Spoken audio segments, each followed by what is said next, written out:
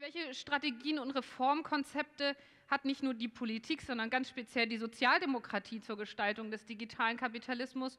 Und kann Europa eigentlich den Rahmen für einen sozialen Fortschritt im digitalen Zeitalter bilden? Vorher freuen wir uns sehr auf die Keynote von Paul Mason. Jetzt kommt sozusagen die Rache von Paul Mason. Er hat es schon über Twitter angekündigt. Dort hat er darauf reagiert, dass Jewgeni Morosow ihn einen Utopisten genannt hat. Er selbst bezeichnet sich als radikalen Sozialdemokraten. Wo da jetzt genau die Schnittmenge ist und wie genau diese Schnittmenge aussieht, das werden wir vielleicht auch gleich erfahren. Auf jeden Fall ist Paul Mason ein vielfach ausgezeichneter Fernsehjournalist. Er hat lange für die BBC gearbeitet und für die Channel 4 News und schreibt regelmäßig für den Guardian. Er ist Gastprofessor an der Universität von Wolverhampton und Autor zahlreicher Bücher, und über das wir wahrscheinlich auch heute reden werden, ist sein Buch Postkapitalismus, Grundrisse einer kommenden Ökonomie. Nur so viel dazu. Er sagt, der Kapitalismus liegt auf dem Sterbebett, das Wachstum stagniert und wir haben es mit einer zunehmenden Ungleichheit zu tun. Die Lösung liege darin, den Neoliberalismus zu beseitigen und den Kapitalismus zu überwinden. Und ich höre ein leises Schmunzeln im Hintergrund bei diesen Sätzen. Welcome to the conference, Paul Mason. The stage is yours.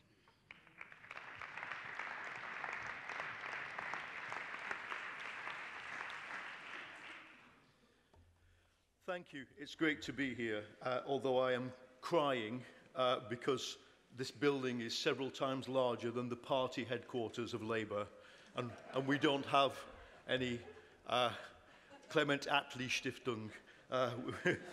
If we did, it would live in a small box. I want to start by asking you to just think for a moment about what your concept would be.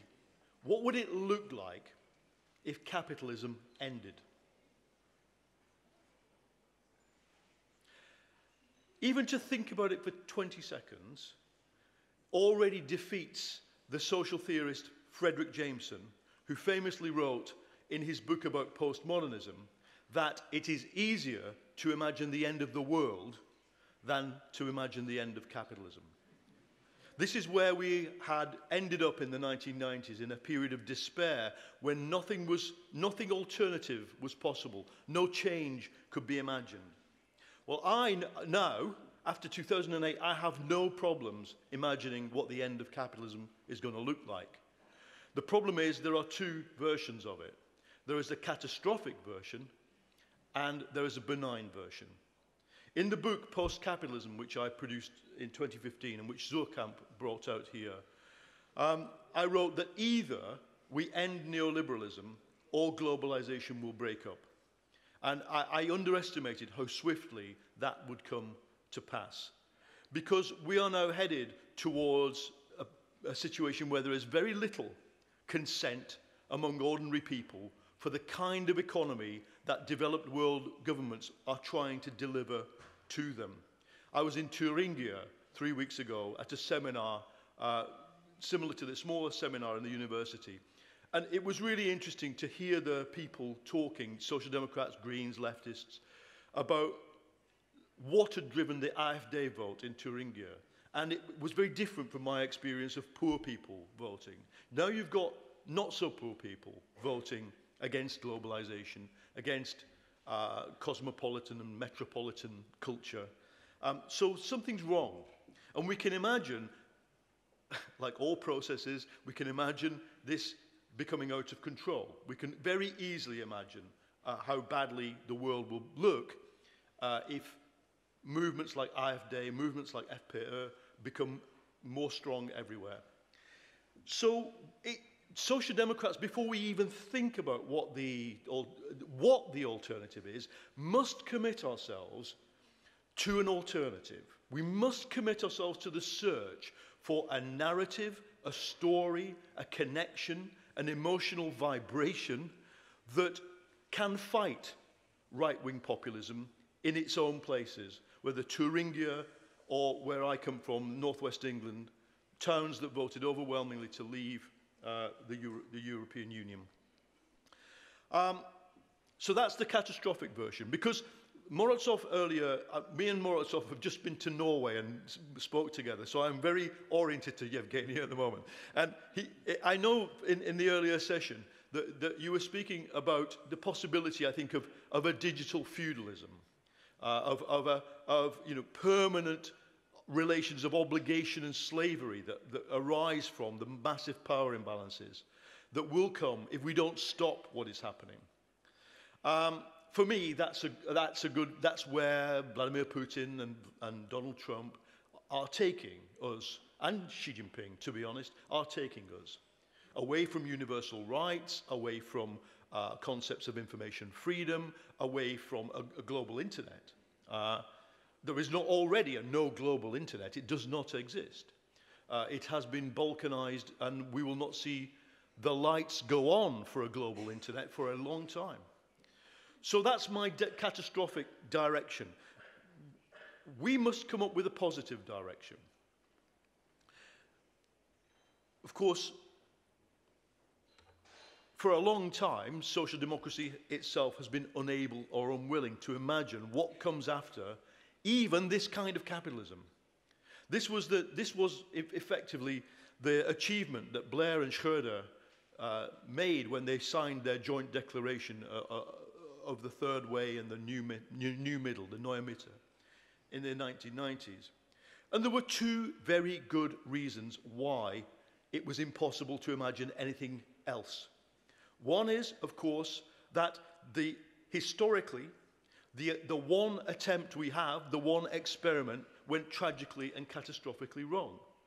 The Soviet Union attempted a forced march transition beyond capitalism in a poor country and ended up with something worse, I will argue. In fact, the worst thing about it was it killed the thing upon which our project rests, which is the solidarity and spontaneous kindness and connectivity of working class people. If you travel to Russia today, or travel to Russia as I did in the month that the Soviet Union ended, I could not find it. It had been destroyed. So there was a good reason to say, let's not do that again.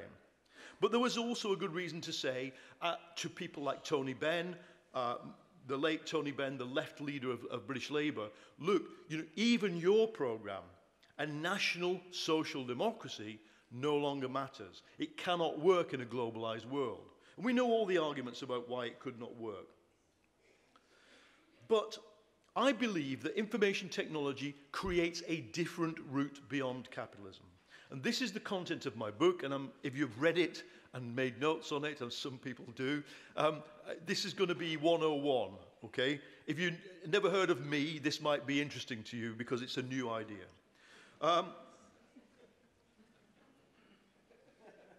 Capitalism is a complex system. It has adapted time and again in its 250-year life cycle as an industrial system. We can call it a complex adaptive system. And it does adapt both internally by taking unexpected leaps, finding new resources, and externally by finding new parts of human life to bring market relationships into. Rosa Luxemburg, when she was writing the book The Accumulation of Capital, which you know famously wrongly predicted capitalism's demise on the basis of underconsumption, Luxemburg said, one day they will run out of colonies. There will be no new markets for the imperialist countries to conquer, and then the underconsumption crisis will happen. In the 18 months she was writing that book, the number of movie theatres in this city grew from 1 to 150. There was the new market, which unfortunately, because of her underconsumptionist theory, she couldn't see. But let's face it, most Marxists have ended up with too short a timescale, too catastrophic a method for predicting the demise of capitalism. It has usually adapted, and it has usually adapted by creating a new market inside itself, finding new needs, and replacing jobs which were done by low-skilled, low-paid human beings with machines, but then creating new jobs on higher wages with higher skill very often, and we should pay tribute to this and to the founders of social democracy, very often because workers themselves fought back and imposed higher wages and higher skills onto technological innovation. A study of the Canadian skilled workers in the late 19th century is entitled, "We Met the Machine and Won." The problem is, the information machine is different.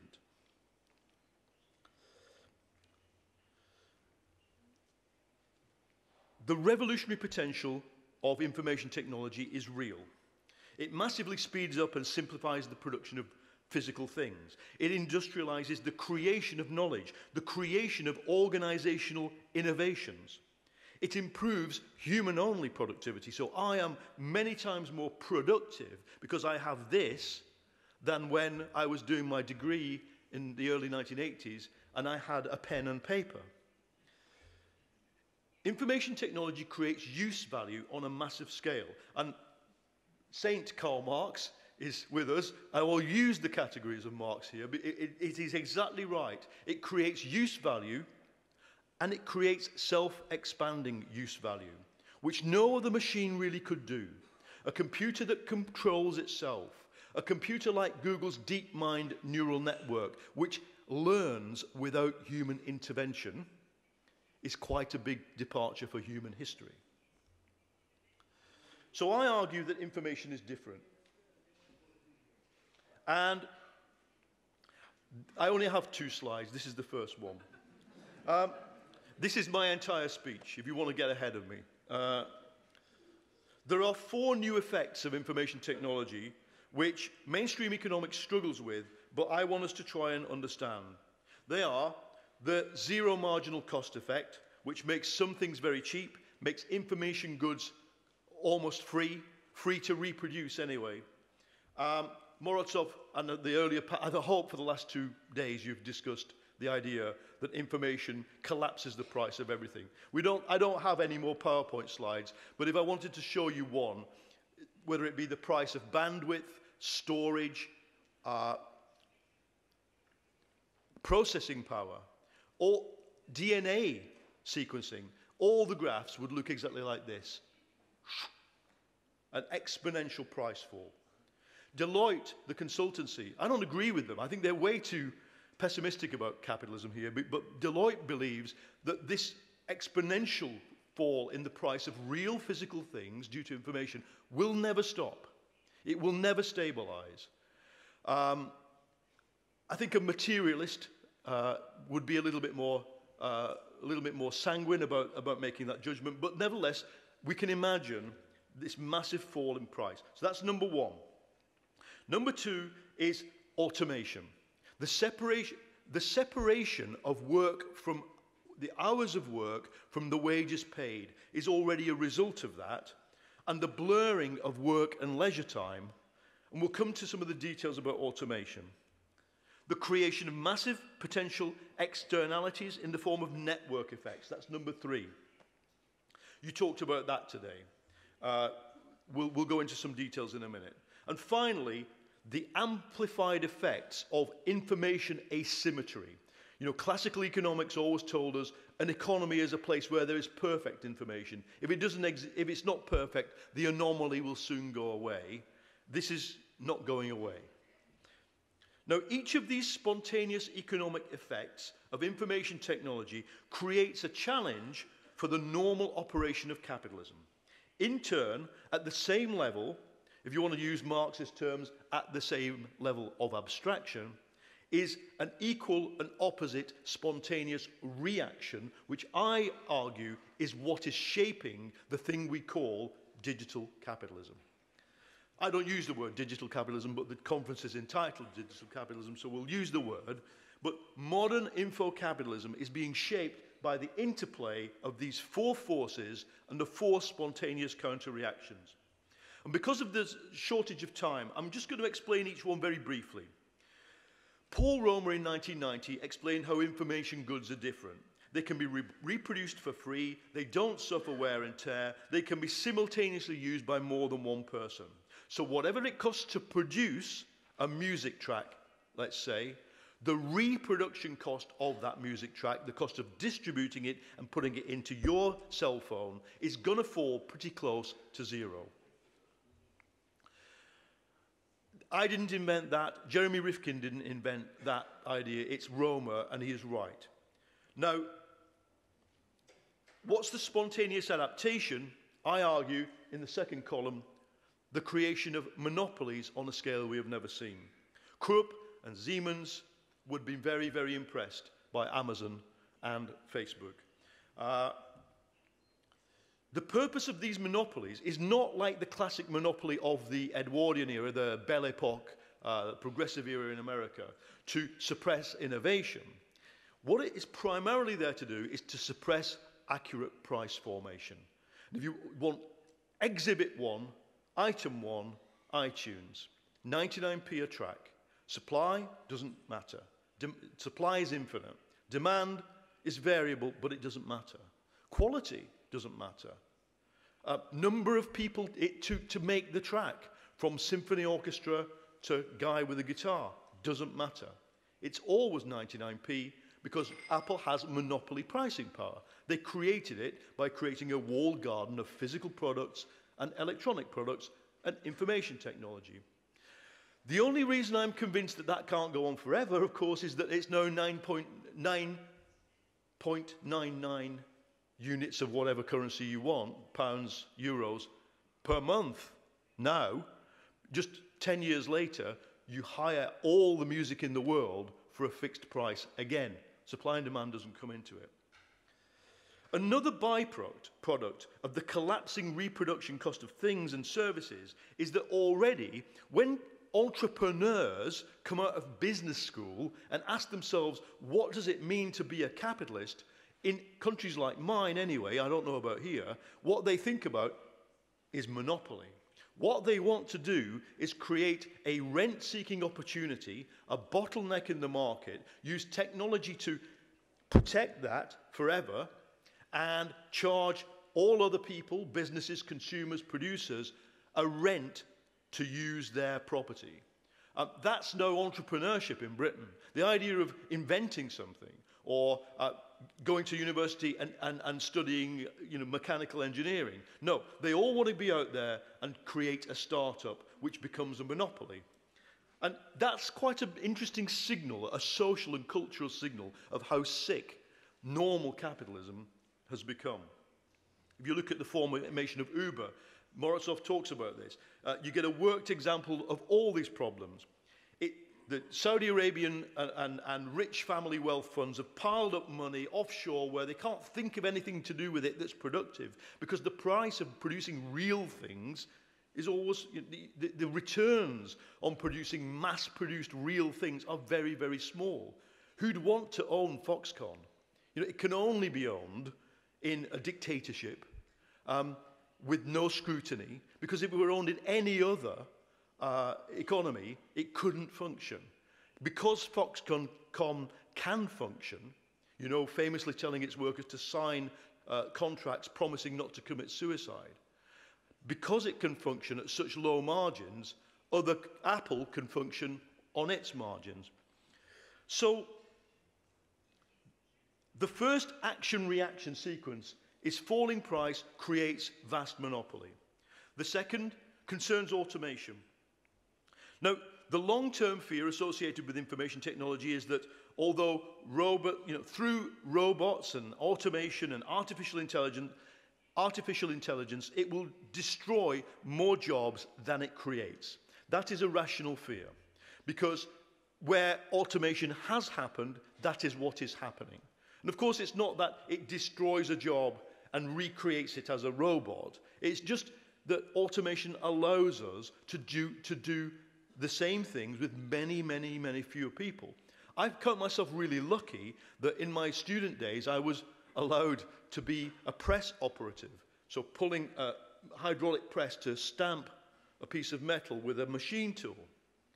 Today, nobody does that in the developed world. It's all robotic, and the tolerances that the machine can achieve are infinitely better than any human, any trained human, and I wasn't a trained human, as the pile of mistakes next to me, always showed. But more than that, the machine tool. Do you remember in World War II, Britain thinks it won World War II because it could design more machine tools than its enemies. Machine tools are now designed by computers. The design is automated, not just the production. The design of the machine tool can be automated. This automation is coming. The problem is the reaction, the spontaneous reaction, is not to automate. The spontaneous reaction of businesses and governments and people is to, I argue this is spontaneous, there's no theory, is to create precarious work. To create, as the UK-based economist David Graeber says, millions of bullshit jobs. Jobs that do not need to exist.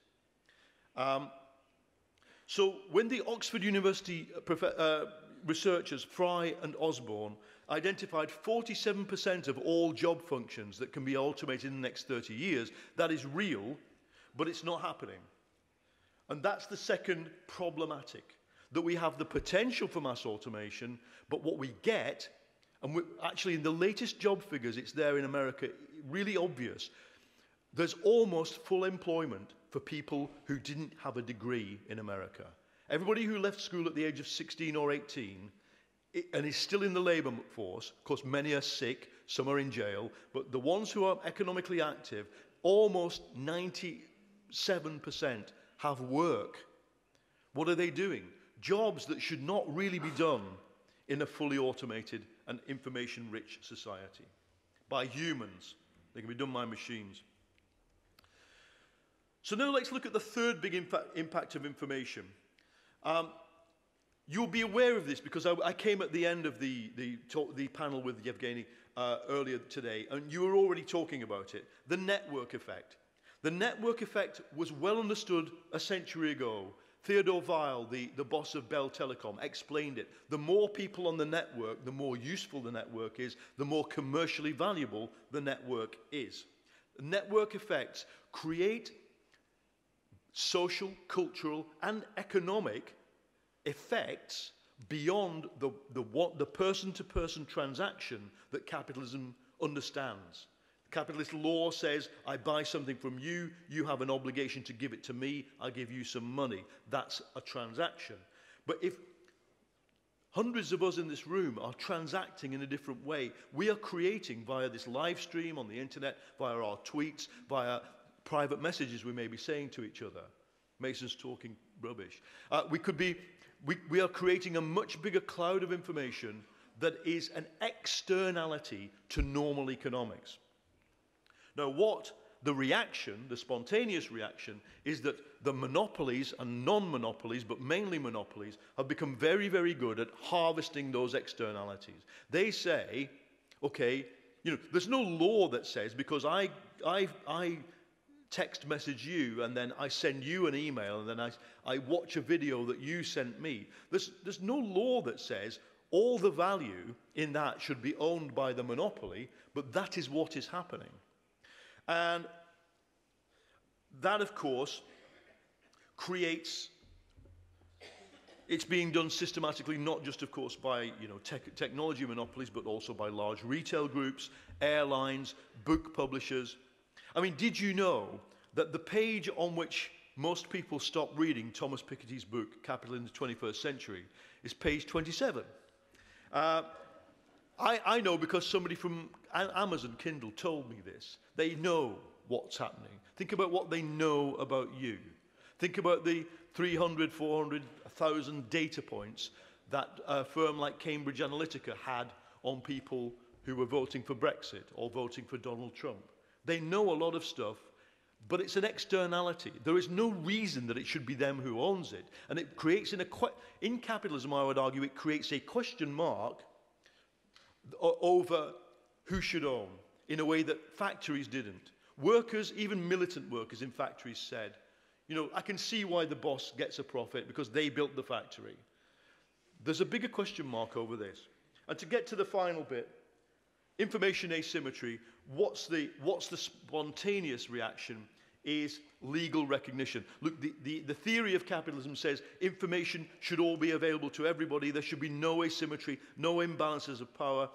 Every law, every regulatory action by the European Commission and by the US federal government enshrines the principle that Amazon, Google, Facebook, airline groups, big business has the right to more information than you do. So I'll now, in a very, very brief way, run through what I think the Social Democratic program is, and very briefly. The answer to monopoly is to suppress it. It's what Theodore Roosevelt did. The European Union has yet to properly suppress a monopoly, I would argue. You suppress them and you break them up. Now, the debate, if Evgeny were here, we would have, is he thinks that it's possibly more sensible to create a publicly owned infrastructure, allow them to carry on existing, but ban them from operating at the base level of the infrastructure. So there are two routes. You could say my route would be enforce 10 Facebooks. Just like there are 10 banks, or 5 banks in Britain, all interoperating with each other without any problems, we create 10 Facebooks. They can all be called Facebook if you want. It's just that 10 operating companies have to operate them, and then they can compete. And then they can compete on price. And then Amazon and Apple and Spotify can all compete on price, because there has to be 10 Spotifys, not one Spotify. Nobody's interested in doing this, but just imagine if you did. It would create a completely different dynamic. The second thing is to meet precarious work with a much more radical vision. We should, I believe, as Social Democrats, welcome automation. Andre Gortz was mentioned in a previous session. Gortz, I think, was right, and he's right not just about Marxism, sorry, Carl, but he's also right about very moderate social democracy. Sorry, Friedrich. We have to go beyond utopias based on work. Work in the late 21st century, there won't be enough of it. You're already seeing the competition for it begin in high professions. In England, I don't know if you know, most actors have been to private schools and are very rich. Because ordinary, poor, working-class people who used to become actors can no longer afford to be actors, and so the competition to be an actor is already being won by rich people. This will happen. What happens next? Gender warfare, if we let it happen. Now you'll get the return of men saying that this is our profession. Never went away, but you will get it returning strongly. So to stop this, I think we need to automate radically and rapidly and enthusiastically, and to do that we have to create a subsidy. And for me, that's what the basic income is, the subsidy. Basic income, basic services provided cheap or free to people on precarious work. When we go in the Labour Party to agitate with Uber drivers or Deliveroo drivers, these guys on bicycles, they say, look, a union doesn't mean much to me. 5% wage increase would mean very little. Cheap housing is what I need. Cheap transport. Please just do something about the cost of housing, transport, and education. And that's what I think social democracy knows how to do these things. It just, when it looked at state provision, it looked at it for a different reason. Now it's a really basic economic reason. We need to cheapen the cost of reproducing labor. And finally,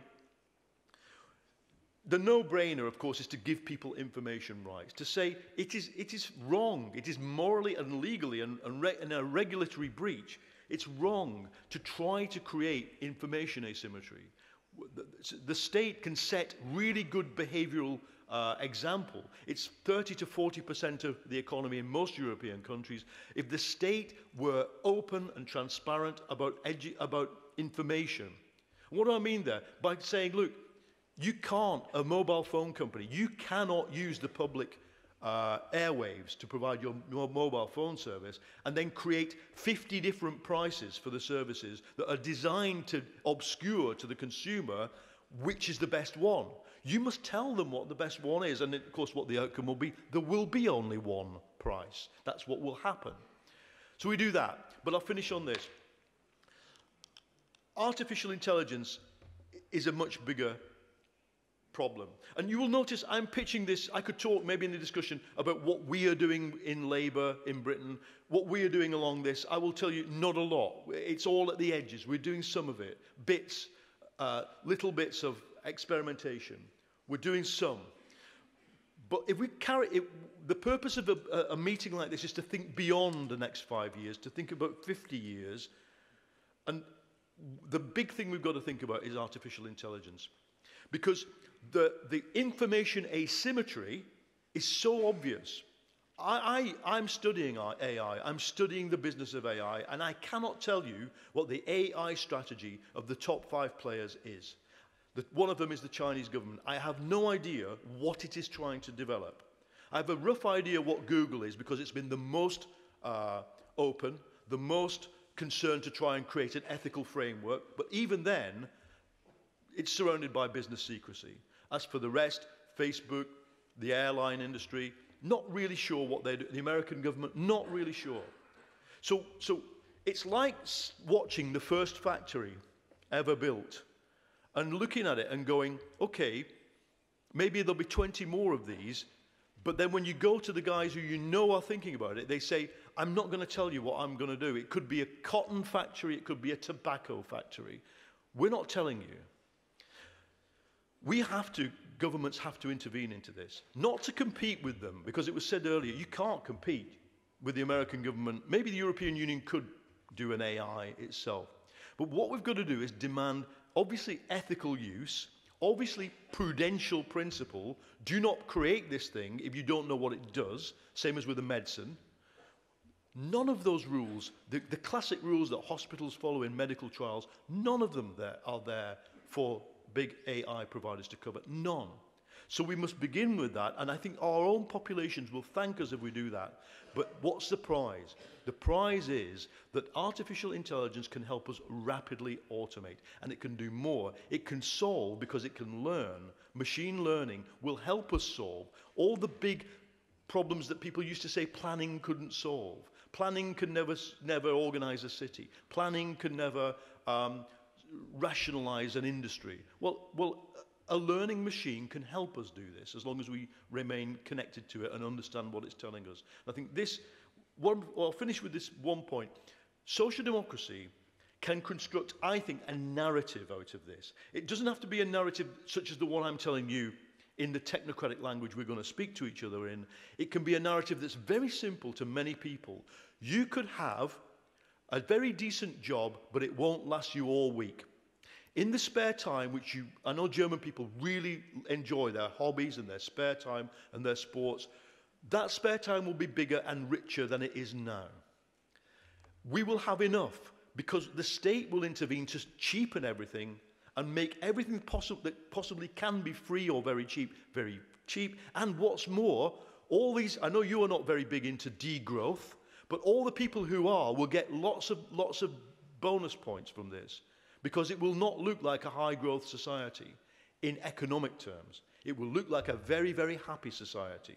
And I think, actually, when I try this out on Brits, they're still quite sceptical, but I do know that the ethos, the moral and cultural ethos of progressive German thought, for historical reasons, is very susceptible to this story of a good life, in the Aristotelian sense, the zoon politikon. The Germans never bought Homo economicus. I don't think. I don't think they ever bought that all human life is reduced to the market. Not in the same way as the English and the Americans did. Much better to start from where you are to achieve this than where we are. But let's have a discussion about whether it's possible. Thank you.